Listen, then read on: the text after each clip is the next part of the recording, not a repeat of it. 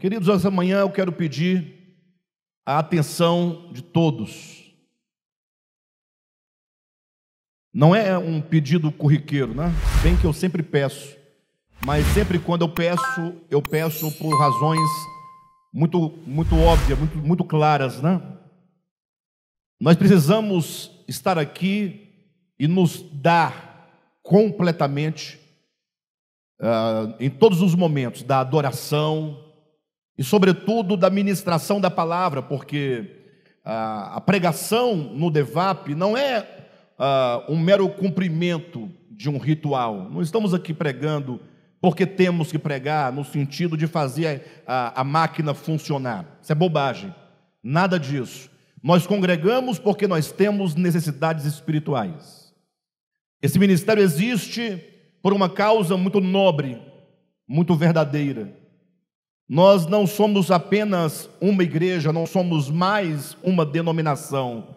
Poderíamos não estar aqui, cada um poderia estar numa outra igreja, seria uma igreja a menos, uma despesa a menos, um problema a menos, sim ou não? Mas aprove a Deus que nós estivéssemos reunidos aqui enquanto ministério de volta à palavra, porque Deus nos tem dado uma incumbência, uma responsabilidade de comunicar o Evangelho de Jesus Cristo e de trazer o ensinamento acerca do propósito de Deus, da obra de Deus. Alguém pode dizer, ora, mas não estão todas as igrejas fazendo o mesmo? Eu não posso responder por eles. Eu posso dizer que o DEVAP está profundamente comprometido em apontar, mostrar o caminho de Deus. Ou seja, todo o nosso interesse é única e exclusivamente elevar a cada um de nós de nível espiritual.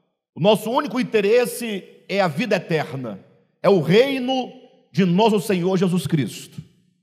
Não temos outro interesse, não temos interesse financeiro, material, numérico, político, nada disso.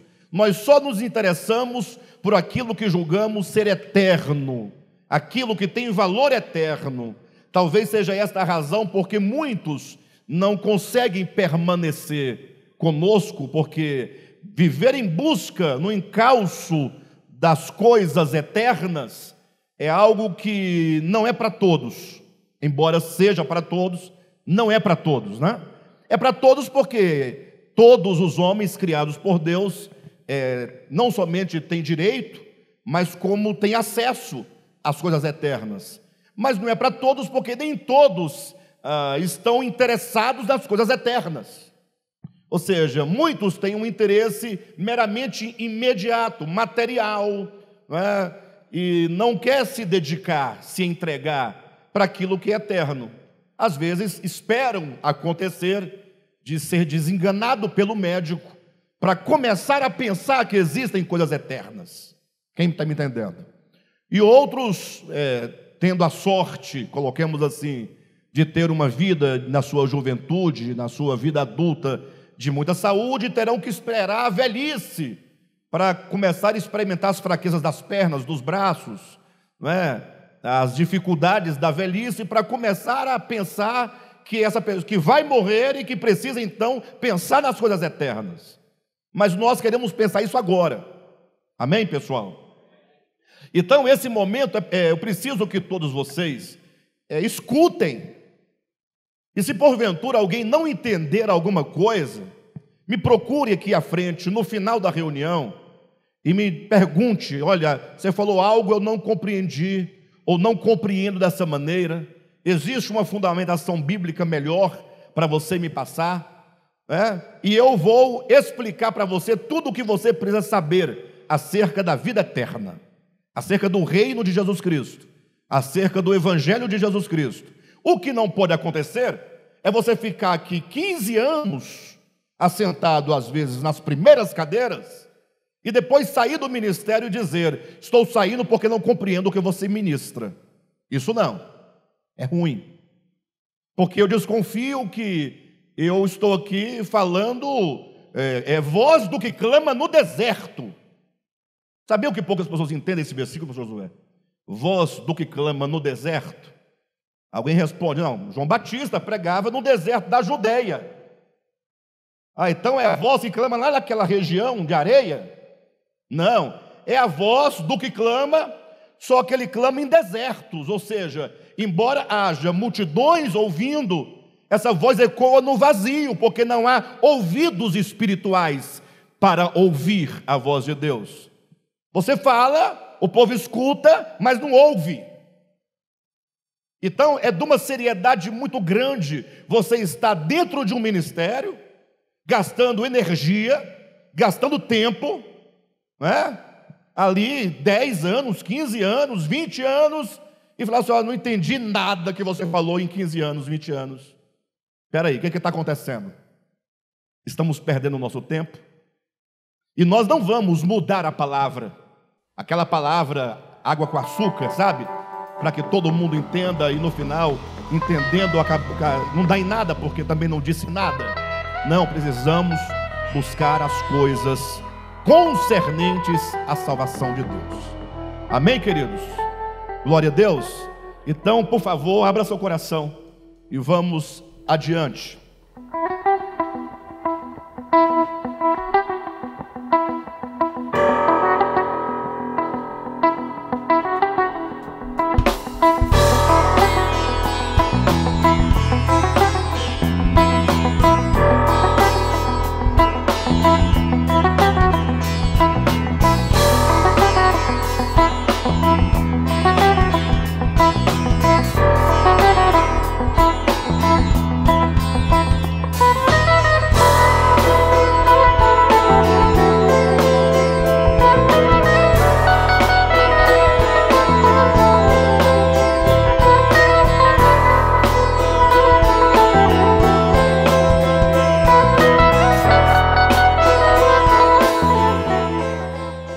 Na semana passada começamos a ministrar uma série de mensagens intitulada O Cristo o Caminho.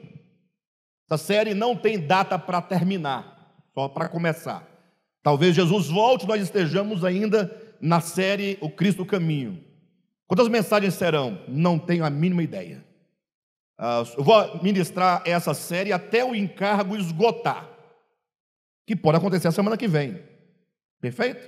Porque nós temos que seguir a orientação do Espírito. E hoje, atualmente, esta é a orientação. Se amanhã ele mandar mudar, não o conteúdo da mensagem, mas mudar a temática, né? O tema, nós mudamos. Mas este agora é o encargo de Deus e esta é a nossa necessidade. Começamos semana passada ministrando a série O Cristo do Caminho. E a primeira mensagem intitulada O Homem Ômega. Começamos, não podemos terminar, por isso que agora esse post tem aí do lado continuação. Nós vamos seguir adiante. Mas olhem para mim e vamos aqui trazer uma breve recordação do que dissemos semana passada. O principal de tudo que nós precisamos agora é compreender algo vital. É uma visão cristológica, né? Podemos colocar uma visão cristológica, quer dizer, uma visão acerca de Cristo, é um estudo de Cristo, de uma maneira como nunca outrora este ministério colocou. Houve mudança? Não houve mudança, não é? Nós simplesmente estamos colocando de um modo novo aquilo que nós sempre colocamos. Querem ver uma coisa? Vocês vão entender o que eu estou dizendo. Se eu perguntar para a igreja, estamos aqui há 23 anos, eu vou perguntar: a história de Deus com a humanidade está discorrendo, sim ou não? Qual é o ápice dessa história? Não é o momento em que todas as coisas nos céus, na terra e debaixo da terra vão convergir para Cristo? Em que Cristo será tudo em todos? Esta mensagem é uma mensagem cristocêntrica. Isso é uma cristologia. Você dizer que a história toda a história de todas as nações, de todos os impérios, de todos os homens, estão caminhando para a plenitude na pessoa de Cristo Jesus. A história é cristocêntrica. A obra de Deus é cristocêntrica. Você, enquanto um ser humano, criado por Deus, na sua própria história individual, você é cristocêntrico. Porque queira você, queira não, acredite ou não, todos irão convergir para Cristo. Todas as coisas vão convergir para Ele, as dos céus, as da terra, debaixo da terra, tudo vai convergir. Ele é o centro e o alvo de todas as coisas. Amém? Bem, agora se eu perguntar, ora, se é verdade que tudo converge nele, eu pergunto, e hoje? Você está sentado? Você levantou hoje de manhã? Seus olhos se abriram, os braços se moveram, seu coração está pulsando, o seu fígado está funcionando, os seus rins, suas veias, seu sangue está correndo. O que diz a Escritura Sagrada? Que todos nós vivemos, nos movemos e existimos em Cristo. Então o hoje também é Cristo. Diga amém. Isto é uma visão cristocêntrica, Cristo no centro. Ou seja, eu não tenho em mim mesmo nenhuma razão de ser, senão que sou para Cristo. A minha existência só ganha sentido e significado em Cristo. Fora de Cristo, nada tem sentido e nada tem significado, ainda que você não creia, porque você existe nele, se move nele. Tudo o que você realiza só é possível por causa dele. Então olhem para mim, se lá no final é Cristo, se hoje é Cristo, seria diferente no princípio de todas as coisas? Cristo também é o princípio.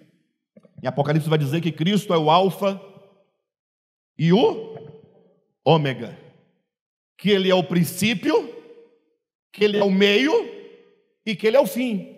Então o que nós estamos fazendo? O Cristo Caminho é o nome da série. Estamos começando mostrando esse Cristo desde o princípio. Vamos passar por hoje, pelo meio, e vamos nos encaminhar para o ômega, para o fim. Quem está entendendo? E como foi que nós então estamos agora colocando isso de maneira diferente? Por que diferente? Porque nós sempre pregamos toda a vida com acerto de que Deus criou o homem à sua imagem e semelhança. Sim ou não? Então nós partimos desse princípio. Deus criou o homem à sua imagem e semelhança. Isso é verdadeiro? Está lá em Gênesis capítulo 1. Só que o Senhor nos despertou para algo superior a isso. Não é que Cristo, não é que Deus criou o homem à sua imagem e semelhança e só isso. Não, nós entendemos que antes de qualquer coisa criada, o que estava lá?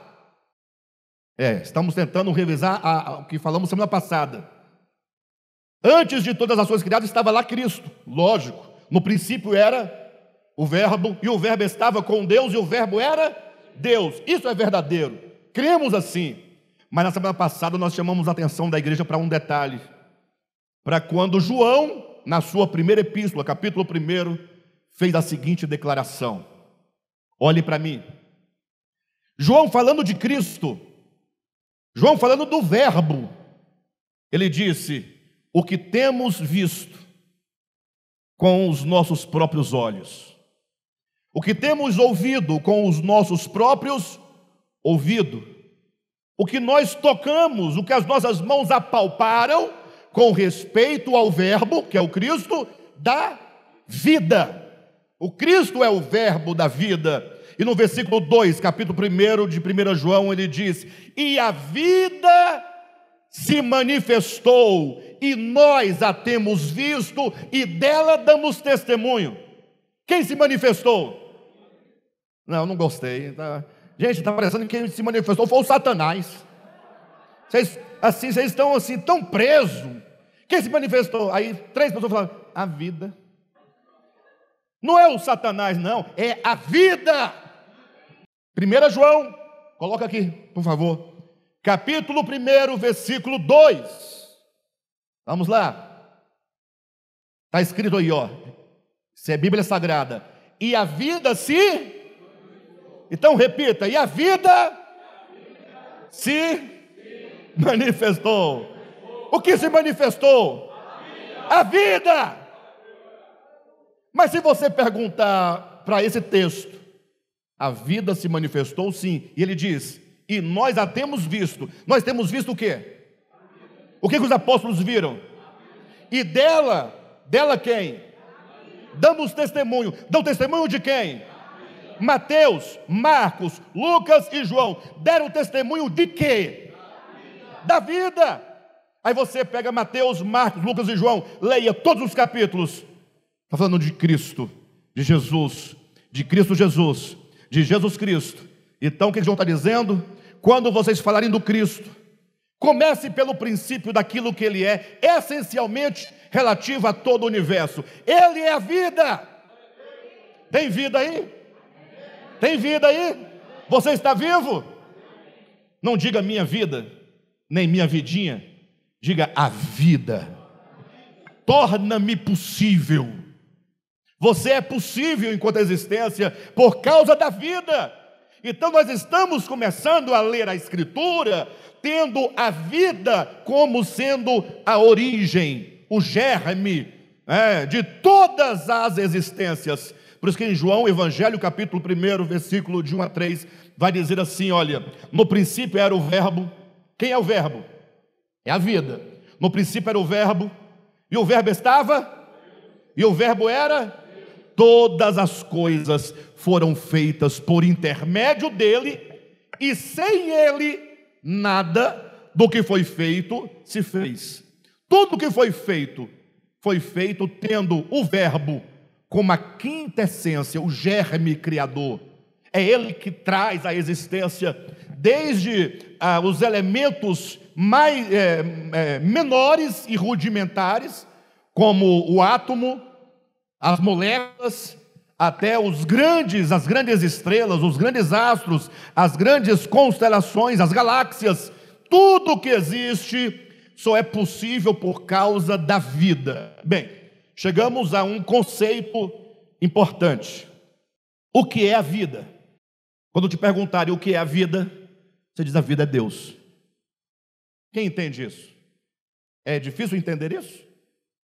Vamos sair daqui há quanto tempo dizendo: não entendia o que o Alexandre falava? Quem entendeu que a vida é Deus? Alexandre, mas uma flor tem vida. Sim, é a vida. Não existem vidas no universo, existem existências. E todas as existências só são possíveis por causa da vida. A vida é que gera e produz a formiga, o cachorro, o gato, o macaco, a vaca, o cavalo. Você é a vida. Que maravilha! Quem está entendendo que a vida é só uma, e que a vida é Deus, e que se você tem vida, você tem Deus. Deus é a vida. Jesus não declarou: eu sou o caminho, eu sou a verdade, eu sou o quê? A vida. Onde está a dificuldade de entender que Jesus, o Cristo, é a vida? Em outro lugar estava Lázaro morto. Estava sem vida ou com vida? Estava morto, estava sem vida. Aí Jesus fala: eu sou a ressurreição e a vida. Quem crer em mim, ainda que esteja morto, viverá. Viver, se levantar, andar, falar, conversar, trabalhar, por meio da vida, que é Cristo. Então, esse é o primeiro ponto. Se isso está claro para vocês, qual é a leitura que nós vamos fazer a partir de então? Se é a vida do princípio, que é o Cristo. Se é a vida hoje, que é o Cristo. Se é a vida depois, que é o Cristo, tudo é Cristo. Vamos construir uma cristologia. Vamos construir um estudo acerca do Cristo, sendo que todas as coisas em si mesmas são insignificantes e só ganham significado nele. Amém? Então, o alvo não é o homem, o centro não é o homem. Quem é o alvo? É Cristo. Quem é o centro? Quem é a origem? Ele é o Cristo primordial. Sem Cristo, acabou tudo. Mas queremos falar do Cristo na perspectiva da vida, enquanto vida. De modo que nós falamos semana passada, Gênesis capítulo 1, quando é dito que Deus disse, haja, e foi havendo. É o relato da criação em Gênesis capítulo 1. Lembram disso? Daí vamos pensar. Quando então você começa a ler Gênesis e começa ali, houve separação entre luz e trevas, primeiro dia. Houve separação entre águas de cima e águas de baixo, no segundo dia. Houve então separação da porção seca, que estava toda submersa em água, ela apareceu, e aí ficaram reclusas as águas de um lado, a porção seca do outro, fez separação entre a porção seca e a água. E aí ainda no terceiro dia é dito que começou agora a manifestação da vida. Ei, a vida começa a se manifestar. E qual é a primeira manifestação da vida? Lógico, o texto de Gênesis é um texto rudimentar, não é um texto histórico, nem de geologia, tá? É só a ideia que está ali. A vida começa a se manifestar enquanto as relvas. A relva, no relato de Gênesis capítulo 1, é a primeira criatura viva que surge na terra. Tá bom? Não estamos aqui debatendo absolutamente nada de ciência. A Bíblia não é científica. Ela está dizendo apenas que a vida se manifesta. Como assim? Ora, ela traz à existência as relvas. A relva não é viva? Nós não temos esse conhecimento? Então agora ali há a primeira manifestação da relva. Quando você olha a relva, ali é a vida manifestada na aparência dessa criatura chamada relva. Quem está entendendo? A partir de hoje, olhe para a relva e fala, como a vida é maravilhosa, como Cristo é maravilhoso. Essa relva é a vida que trouxe ela à existência, e a vida se manifesta. Mas você fala, poxa, mas isso é a vida? É a vida, só que é uma manifestação ainda muito pequena. Vocês concordam? Ei, sim ou não?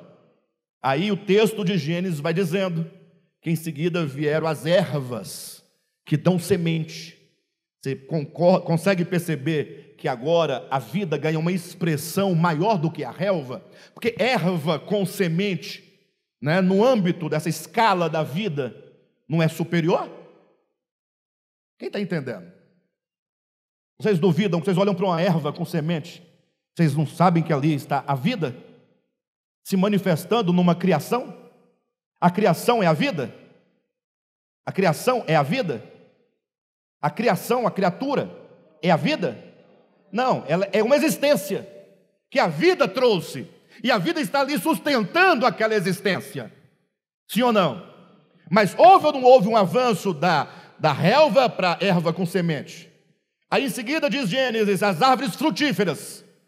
Puxa, agora tem árvore, tem tronco, raízes, galhos, folhas, flores, frutos. É a vida se manifestando com mais excelência. A árvore é uma manifestação da vida superior às ervas com semente e superior à relva. Quem está entendendo? Vocês percebem que o que Gênesis está mostrando é a vida se manifestando cada vez em maior grau, em maior potência. É a vida não está passando por nenhum processo. É a vida que está se manifestando desde um modo bem rudimentar, e ele vai aumentando. E aí o texto de Gênesis vai seguindo, dizendo que depois das árvores frutíferas, aí o Senhor então povoou as águas com peixes.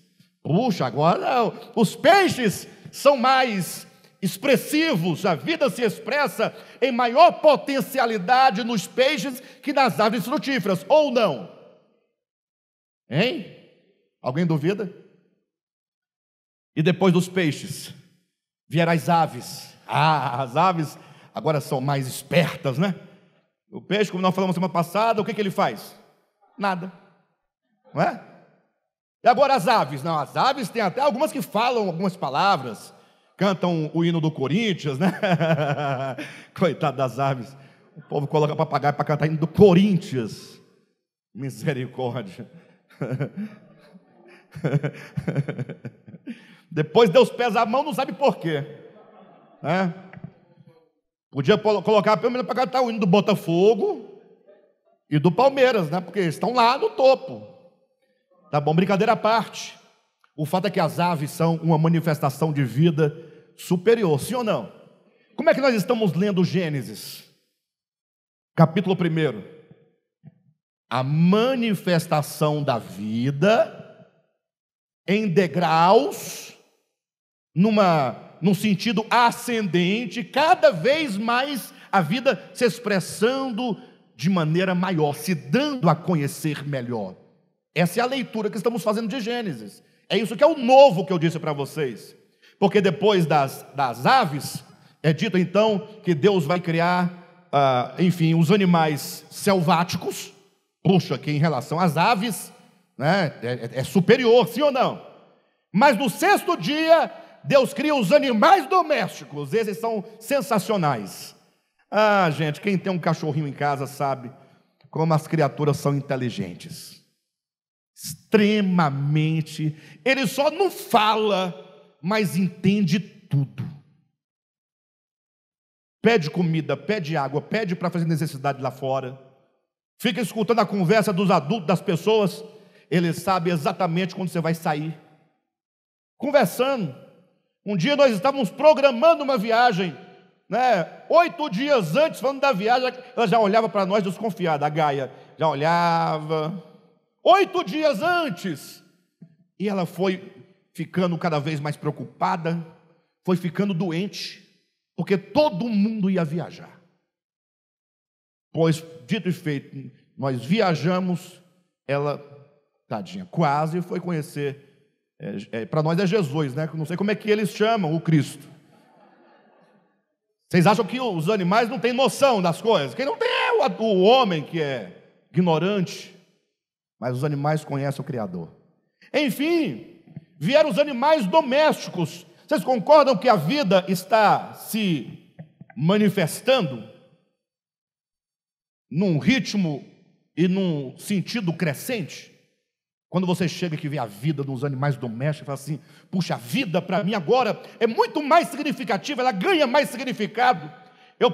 Ela se expressa melhor. A grande razão universal, que é o Logos, se manifesta. A inteligência divina já se manifesta de maneira que na relva não se podia ver.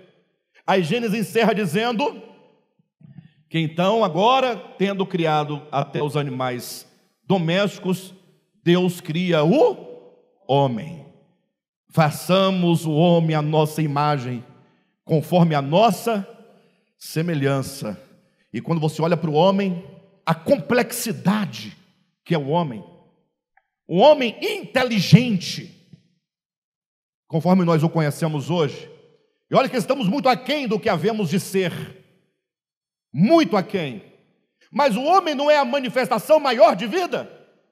Então qual é a leitura que estamos fazendo do Gênesis? Estamos lendo Gênesis primeiro na perspectiva da vida, que é Deus, que é a origem e causa de tudo, e dessa vida se manifestando em graus cada vez maiores, e portanto quando nasce ou surge na criação o homem, criado à imagem e semelhança de Deus, ali é a vida na sua glória, é a vida na sua glorificação. A vida é glorificada na existência humana. O ápice de Gênesis, qual que é? Viu Deus que tudo era muito bom. Ele não podia chegar até o sabate, né, estabelecer o descanso, antes da vida chegar nessa glória maior. O homem não é a glória maior. Ele é a existência, dentre todas as existências, o homem é a existência na qual a vida ganha maior expressão, relativamente ao restante da criação. Quem está entendendo? Chegado nesse ponto, a pessoa fala assim: Ah, então eu sou homem. Sim, você é homem. Coroa da criação. A glória da criação.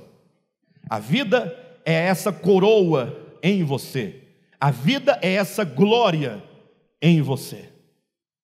Não é você. Você é o receptáculo, é o recipiente, é a coisa na qual a vida se manifesta. Então, se você olhar para o seu lado, você vai ver um ser humano bonito, inteligente. Sim ou não? Está com medo de olhar e ver outra coisa? Pode olhar. Homem criado à imagem e semelhança de Deus. Só que, parando por aqui, daria para dizer assim: puxa, como nós somos gratos ao Senhor, porque, por qual motivo, não sei, aprove que eu, existência, estivesse aqui no topo da criação de Deus, como manifestação dele próprio, que é a vida. Sim ou não? Mas acabou tudo? Não.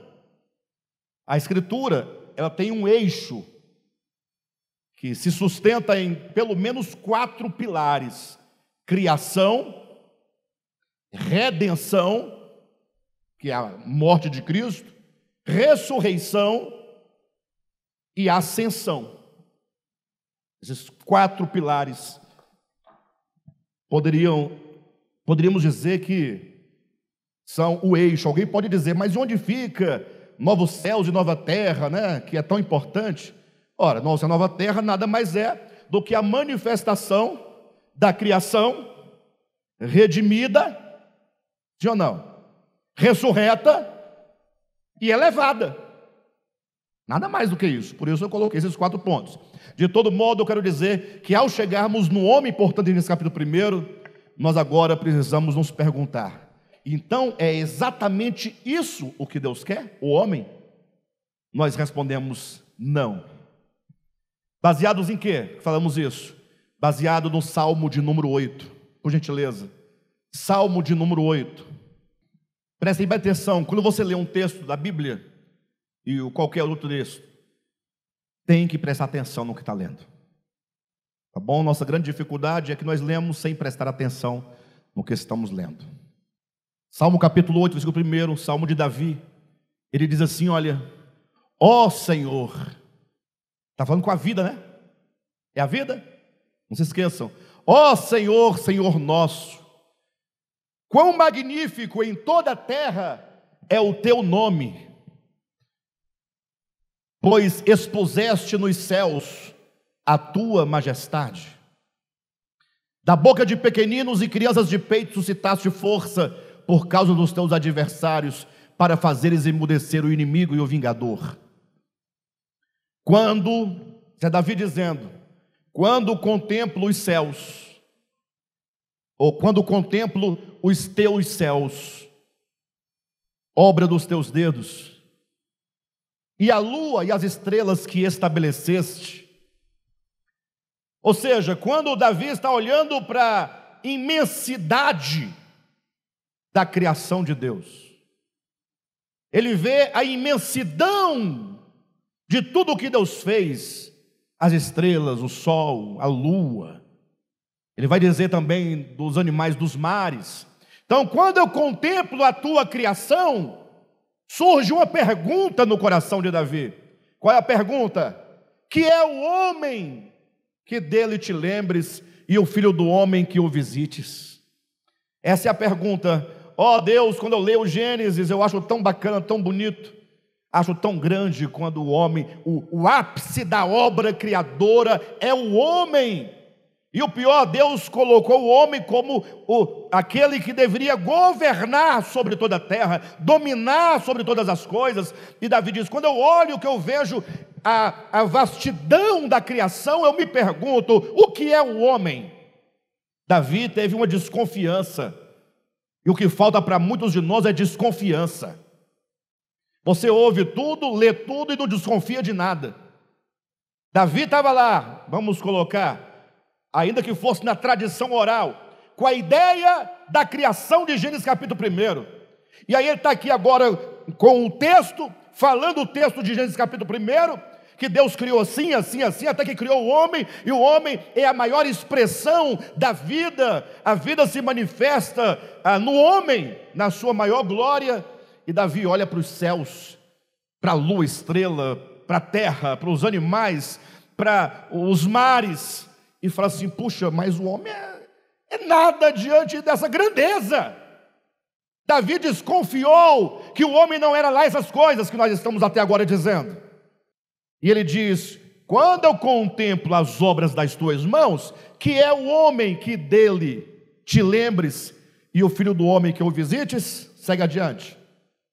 Fizeste-o, Deus fez o homem, no entanto, por um pouco menor do que Deus, e de glória e de honra o coroaste. Deus fez o homem um pouco menor do que Deus. É a sua imagem e semelhança, não é Deus, mas é a imagem de Deus, é a semelhança de Deus.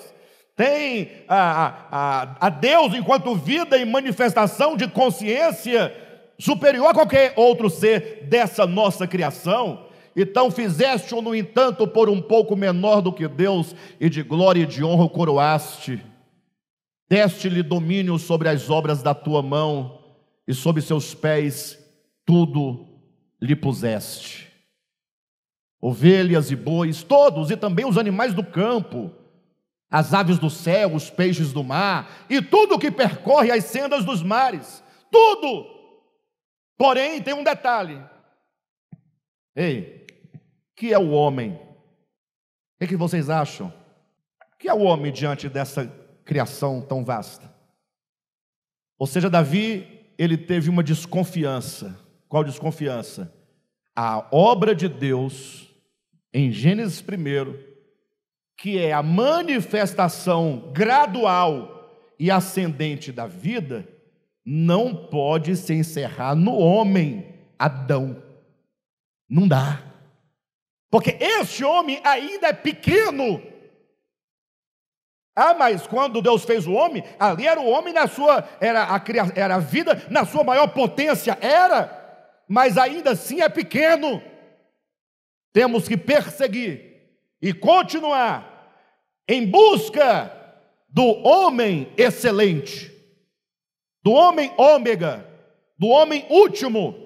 Ou seja, a vida no homem ganhou grande expressão, mas a vida quer ganhar ainda maior expressão do que este homem que sou eu, do que este homem que é você. Por isso chegamos agora no livro de Hebreus capítulo 2. Hebreus capítulo 2, versículo 5. Agora vamos ler comigo, tá, pessoal? É lendo a Bíblia, é lendo a Bíblia, é lendo a Bíblia que nós vamos entender. É lendo a Escritura. Davi desconfiou no Salmo 8, não foi? Que é o homem para que dele te lembres, e o filho do homem, quem é o filho do homem para que o visites? Aí agora o escritor aos Hebreus diz assim, se referindo a Gênesis 1 e se referindo a Salmo de número 2. Me acompanhe. Pois não foi a anjos que sujeitou o mundo que há de vir. Olha para mim, pessoal. Quando o escritor aos Hebreus colocou esse texto, escreveu esse texto, ele está falando de um mundo. Pois não foi a anjos que sujeitou o mundo que há de vir. Não fala de um mundo aí? Agora fala de um mundo vindouro ou de um mundo atual? Como é que eu sei que fala de um mundo vindouro? Porque está dito, não foi a anjos que sujeitou o mundo que há de vir. Existe um mundo por vir, um mundo que há de se manifestar. Para quem não sabe, o mundo no qual nós vivemos é o mundo da criação original. Mas esse mundo da criação original já nasce na expectativa do mundo que há de se revelar. O que significa que esse mundo, na atual situação em que ele se encontra, ou mesmo no estágio da criação, quando Deus o fez, é um mundo transitório. É um mundo transitório. Porque se tem a expectativa de um mundo vindouro, então esse tem que passar. Sim ou não? Ou seja, a obra de Deus não acaba quando Deus conclui os atos da criação. A obra de Deus segue além da criação. Não foi a anjos que sujeitou o mundo que há de vir, sobre o qual estamos falando. Ou seja, o escritor aos Hebreus estava falando de um mundo que há de vir. E não foi a anjos que Deus sujeitou esse mundo vindouro. Esse mundo vindouro estará sujeito a alguém. Não foi a anjos. Vamos seguir adiante. Antes, alguém, em certo lugar, deu pleno testemunho, dizendo: que é o homem, olha aí o texto de novo, que dele te lembres, ou o filho do homem que o visites. Então o escritor aos Hebreus está dizendo: olhem para mim, há um mundo vindouro, que será sujeito não a anjos, mas a alguém. E agora ele diz: como também em outro lugar, falando desta criação, deste mundo, alguém deu pleno testemunho, dizendo o que é o homem. Ou seja, não é a anjos que o mundo vindouro será subordinado, tampouco a homem, este homem que sou eu e você nesta atual condição. Não é. Mas Gênesis diz que Deus criou o homem e diz para ele governar. Mas Davi desconfiou que esse homem não dá conta. Então esse homem era apenas uma prefiguração. Diga: eu sou homem. Glória a Deus por isso. Mas diga: mas sou um homem prefiguração. Eu não sou a coisa, eu não sou o último, eu apenas reflito. Eu estou na expectativa daquele que vai governar todas as coisas, e debaixo de cujos pés tudo estará verdadeiramente subordinado. Antes, alguém em certo lugar deu pleno testemunho, dizendo que é o homem que te lembres, ou filho do homem que o visites. Fizeste-o por um pouco menor que os anjos, de glória e de honra o coroaste, e o constituíste sobre as obras das tuas mãos. Olha para mim, isso que diz o escritor aos Hebreus, ele se refere a Davi no Salmo 8, e Davi, quando diz aquelas palavras do Salmo 8, se refere a Gênesis primeiro. Então, o escritor aos Hebreus está dizendo: olha, o fato é que ninguém suspeitou de uma coisa, que o primeiro mundo criado, cujo criatura maior era o homem, era apenas uma introdução do mundo verdadeiro, que é o mundo que há de vir. Irmãos, este mundo agora, esta vida agora, é apenas uma ponte para a verdadeira vida, para o verdadeiro mundo. Eu sei que a gente fala isso e parece jargão, e os mais incrédulos falam: as conversas, doido para ganhar alguma coisa, quer fazer com que nós sacrifiquemos nossa existência agora em nome de um mundo vindouro. Não, continua nessa sua existência aí, egoísta, avara, essa sua existência de viver só para si, viver em função do arroz e do feijão e do dinheiro, que hoje não tem mais dinheiro, né? Hoje em dia está tudo nos bancos, é tudo virtual. Observou que a moeda corrente está desaparecendo? Ou melhor, moeda física? Daqui uns dias não vai ter mais. Você vai ter só uma sensação que você tem. E pode amanhã não ter mais. Como é? Simples. É tudo no computador. É um delete. Eu tenho 1 milhão. Onde? Está lá. Lá onde? Você vai verificar e mostra aqui, ó. Legal. Tem mesmo. Só que amanhã pode não estar mais aqui, irmão. Então você fica vivendo essa vidinha até um dia em que a doença chegar e o médico falar: olha, nossos recursos acabaram, agora é você e a eternidade aí. Aí o camarada: então você quer dizer que eu vou morrer? Você vai morrer. Aí você vai falar assim: e o pastor Alexandre que falava de um mundo que há de vir, será que é verdade? É nessa hora que você começa a perguntar: será que é verdade? Ou seja, na hora da transição, quando você começa a ver, como diz Antônio Vieira, a porta de vidro pela qual você sai deste mundo e a porta de diamante pela qual você entra para o mundo de lá, quando você começar a enxergar os portais, digamos assim, estamos falando metaforicamente, você vai começar a pensar, será que existe mesmo um mundo que há de vir? Por que esperar por esse dia da doença? Por quê? Por que não considerar agora a fragilidade humana? Por que não entender que você não é nada? Você é como uma erva. Você se julga muita coisa, você faz, você tem inteligência, você acontece e tal. Mas para quê? Não entender que amanhã todos nós teremos passado desta existência e deste mundo e podemos então nos surpreender com o mundo que há de vir. Sim ou não? Então olhe para cá. Fizeste-o por um pouco menor que os anjos, de glória e de honra o coroaste, e o constituíste sobre as obras das suas duas mãos. Está falando de Gênesis 1, de Salmo número 8. Segue adiante. Todas as coisas sujeitaste debaixo dos seus pés. Ora, desde que lhe sujeitou todas as coisas, nada deixou fora do seu domínio. Sim ou não?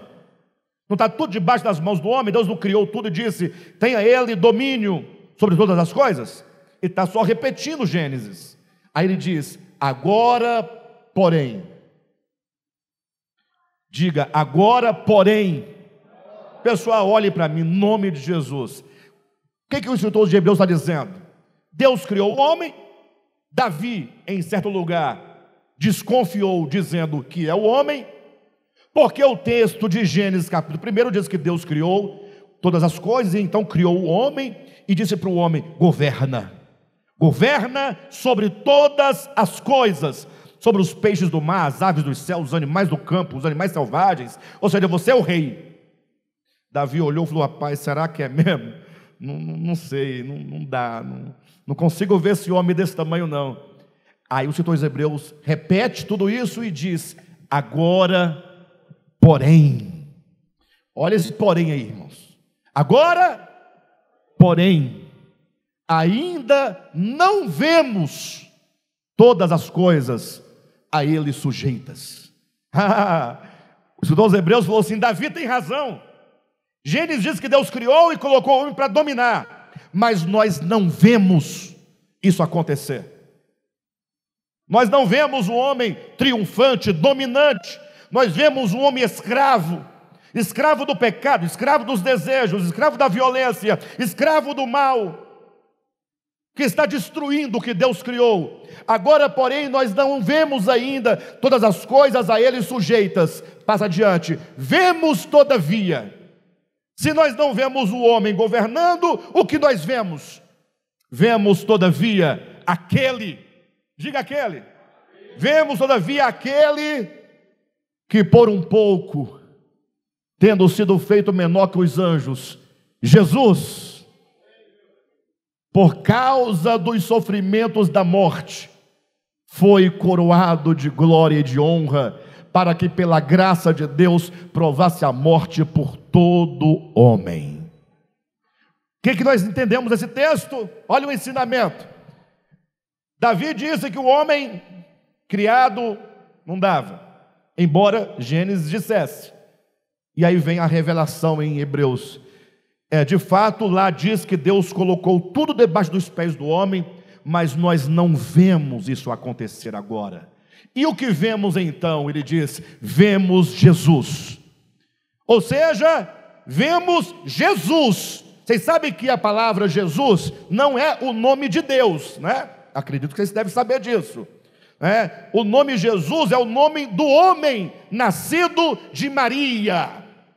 Então, Maria deu à luz a um homem. Maria deu à luz a uma criatura, um homem, que foi gerado no seu ventre. E que Paulo vai dizer em 1 Coríntios capítulo 15, que este homem é o último Adão, e portanto é dessa linhagem de homens comuns, de homem adâmico.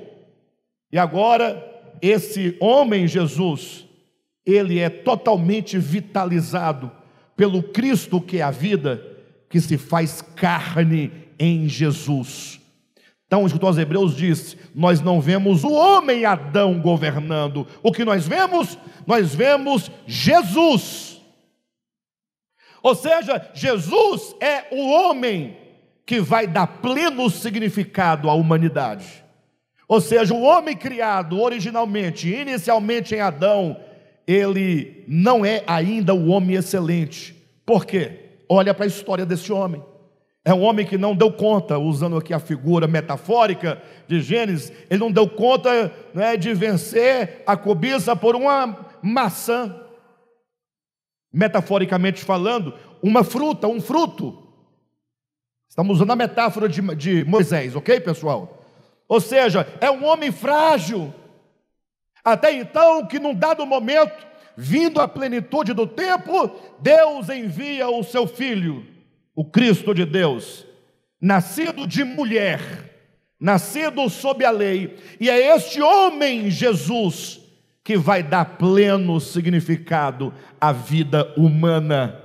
Ou seja, esse Jesus, que é o Cristo de Deus feito carne, encarnado, ele será constituído o Senhor da criação, o cabeça da criação. É ele que vai governar todas as coisas, vai reger todas as coisas, e tudo estará debaixo do seu domínio, tudo estará debaixo do seu governo.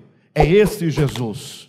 Então, quando nasce Jesus, ali começa mais uma etapa da obra de Deus. É em Jesus que a vida vai ganhar maior, vai ganhar dimensão. É em Jesus que a vida vai frutificar e se elevar acima de toda a humanidade comum.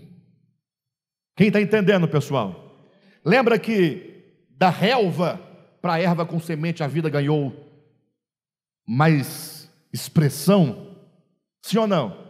E passo a passo, depois dos animais domésticos veio o homem, e a vida do homem ganhou maior dimensão, maior expressão. E quando o homem pensa, pronto, a vida chegou na sua maior expressão, falou, não, ainda vem o Cristo de Deus em Jesus, feito homem. É nesse momento que a vida ganhará a sua expressão absoluta. Quando você olhar para Jesus, a partir de hoje, saiba, ali está a manifestação plena da vida.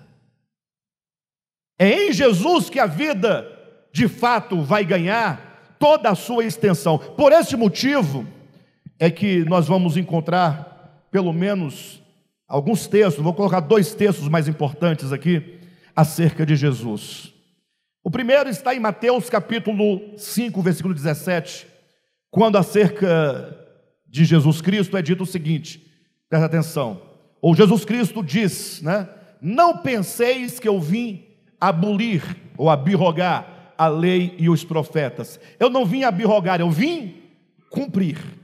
Queridos, um texto tão pequenininho, tão simples, mas que tem gerado tanto problema de compreensão, vocês não têm ideia. De um lado tem quem diga assim, olha, Jesus falou, eu não vim revogar a lei ou os profetas. Não vim para revogar, vim para cumprir, com o sentido de obedecer. Alguns pensam assim, Jesus veio obedecer a lei. E portanto, se ele veio obedecer, ele obedeceu. É verdade que ele obedeceu, mas e aí? Aí outro fala, não, vamos entender melhor o texto. Eles dizem, não penseis que eu vim revogar a lei ou os profetas, não vim para revogar, mas vim para cumprir, no sentido de obedecer no seu lugar. Ou seja, ele obedeceu, está tudo resolvido para você. Ele obedeceu por você. Então, assim, está feito. E eu, se eu não obedecer? Não, ele já obedeceu por você, está tudo certo. E o pau está quebrando, o sangue está correndo, estamos nos mordendo uns aos outros, nos batendo uns nos outros, dizendo: Jesus obedeceu por mim, e nós tocando o terror.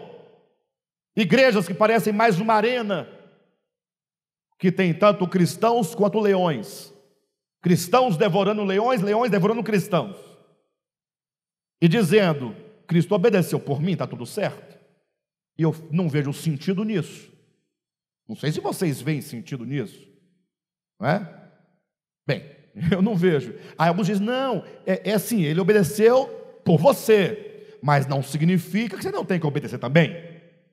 Aí eu digo: então, e por que ele obedeceu por mim, se eu tenho que por mim obedecer? Vai ficando difícil. Mas talvez na conferência eu direi para vocês que de fato Cristo obedeceu, não no nosso lugar, mas por nós, no sentido de por nossa causa. Explicarei posteriormente, agora eu não tenho tempo, ok? De todo modo, outro vai dizer: não, isso é bobagem. Aí está dizendo sim, olha, que Cristo não veio revogar a lei e os profetas, ele veio cumprir. Como se diz, ele veio trazer o pleno cumprimento de tudo que a lei e os profetas disseram acerca dele. Então o profeta disse que ele nasceria numa manjedoura, ele nasceu numa manjedoura, feito. Disse que nenhum de seus ossos seria quebrado, não foi quebrado. Cumpriu tudo, tudo foi realizado. Essa é a dimensão mais alta que já se pôde chegar nesse sentido, desse texto. Que ele veio não desfazer o Antigo Testamento, mas veio realizar o que estava escrito acerca dele. Mas ainda assim é pouco. É pouco. Jesus olhando: o que está escrito lá? Tá, então faz direitinho aqui. Isso. Pronto, está feito. E agora, o que diz lá? Ah, tá. Então agora tem que ser assim, porque senão não bate com lá. Mais uma coisa feita. É pouco para a história de Deus. Quando diz: eu não vim revogar, eu vim cumprir. Essa palavra cumprir no grego é plerou. É um verbo, plerou, que quer dizer plenitude. É o verbo que vem de pleroma, plenitude. Então ele veio trazer a plenitude. Mas não é trazer a plenitude no cumprimento objetivo do que tinha sido dito objetivamente.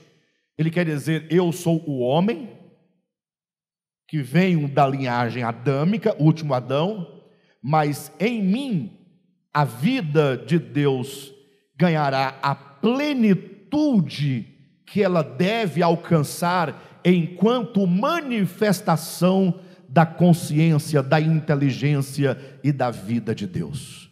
Ou seja, ele é o plerou, é uma humanidade totalmente plena, à altura daquilo que Deus de fato planejou e decidiu que seria. Ou seja, todo o plano de Deus está voltado para este homem chamado Jesus. Ele não desfaz o que o Antigo Testamento falava acerca dele. Pelo contrário, ele é a plenitude que satisfaz todas as exigências, não somente numa obediência prática, mas enquanto conteúdo interior de existência. Ele é um homem pleno de Deus. Ele é um homem que manifesta a vida plena de Deus, na sua consciência, no seu coração, na sua alma. E daí, quando você começa a acompanhar a história, portanto, desse Cristo, que nós vamos entender por que ele é o Cristo do caminho em outras mensagens, você vai perceber, olhem para mim, que a Bíblia diz: e o Cristo, quando se faz carne, primeiro, ele se faz carne e sangue, a nossa semelhança. Hebreus também vai dizer, capítulo 4, versículo 16, que ele foi a nossa semelhança, tentado em todas as coisas, a nossa semelhança.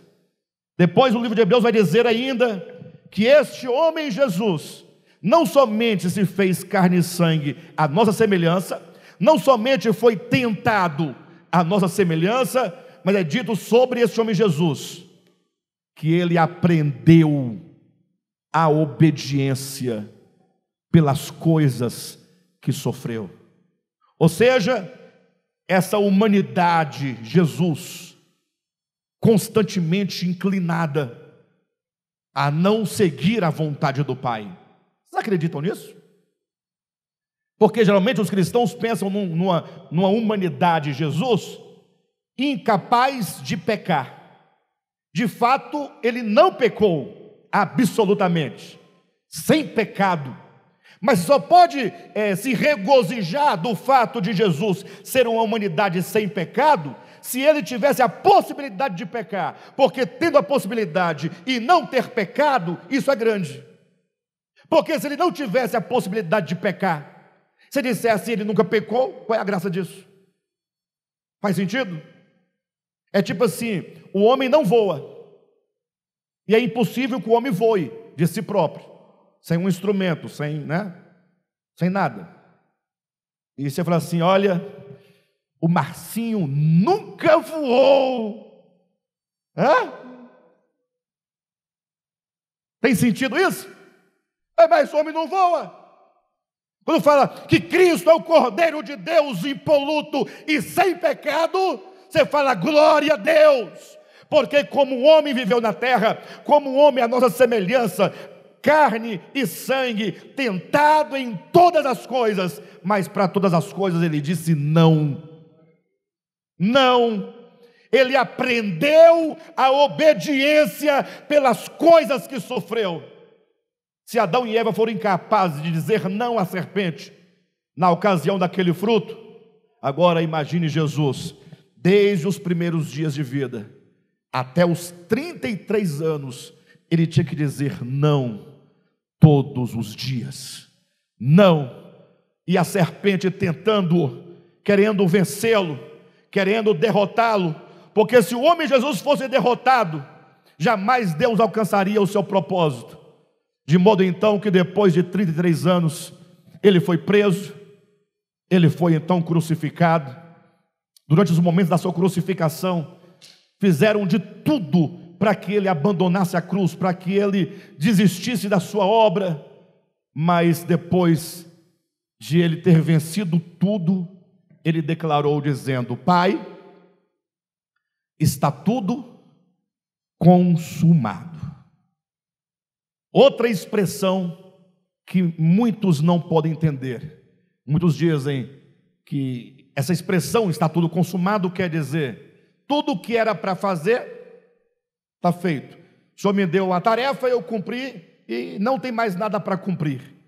Mas a palavra, o termo, a expressão, está tudo consumado, tetelestai, quer dizer exatamente que naquele momento da cruz, depois de o homem Jesus ter vivido tudo o que tinha para viver e vencido tudo o que tinha para vencer, agora aquela humanidade chegou na sua potência maior, de amor ao Pai, de obediência ao Pai, um coração totalmente ganho, totalmente dominado, é um homem totalmente controlado, é um homem absoluto, porque antes desse momento, não se poderia dizer que ele chegou na plenitude, porque ele tinha que passar por todas as tentações e todas as provações, para que ele pudesse chegar e falar: Pai, está consumado, tetelestai, aqui está o homem. Eis aqui o homem, na manifestação, ou enquanto manifestação maior da vida. Então é o Cristo na cruz, no seu tetelestai, que representa o homem pleno. É neste homem que a vida de Deus ganha maior notoriedade, maior expressão. Evidentemente, esse Cristo que agora vai morrer, como que colocasse um fim para a história anterior, e ele vai ressurgir como o cabeça de uma nova criação. E ele terá por seu corpo a sua igreja. E aqui, portanto, neste ponto da mensagem, começa aquilo que nos interessa. Porque até agora foi para vocês entenderem o que estava acontecendo. A partir das próximas semanas, na continuidade desta série, nós vamos agora olhar para esse Cristo caminho. Nós vamos passar ponto a ponto da experiência humana desse Cristo caminho. Se hoje você não entendeu muito o que eu quis dizer com participação de carne e sangue, você não entendeu muito o que é ser tentado em todas as coisas, não entendeu muito o plerou, o tetelestai, não se preocupe, porque hoje foi apenas o panorama. Você viu, algumas coisas ficaram claras, outras nem tanto, mas você já sabe que nós temos agora o modelo, o protótipo, temos o cabeça, temos o Cristo homem. Ele é o caminho, no qual, ou para o qual nós somos chamados a trilhar, neste caminho. Quem quer trilhar o caminho deste homem? Mas para você trilhar o caminho deste homem, que é o homem ômega, é o homem final, é o homem pleno, você terá que conhecê-lo. Se você não conhecê-lo, como você vai trilhar este caminho que é Cristo? Nas próximas mensagens, seguindo na série, nós vamos apresentar este homem modelo, este homem caminho em todos os seus processos. Nós somos então convidados a nos unir a Ele e constituirmos com Ele um só corpo. Amém? Salvação pura, queridos. Fiquem tranquilos.